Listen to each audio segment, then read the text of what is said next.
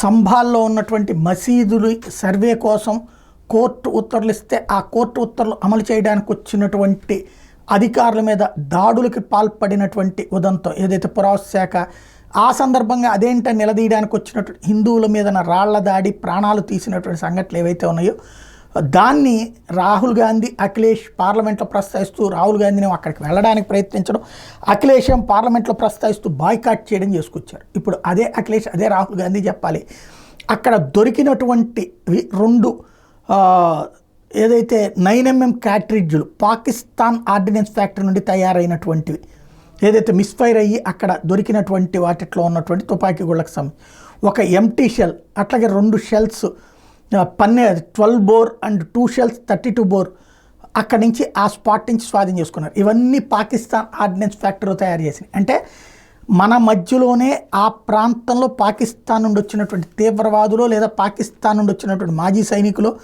లేదా ఐఎస్ఐ వాళ్ళు ఉన్నారన్నటువంటిది ఇక్కడ కీ పాయింట్. అంటే మన దేశపు భద్రతని పాకిస్తాన్కి రాసిస్తున్నారా, ఇది తెలియాల్సిన అంశం.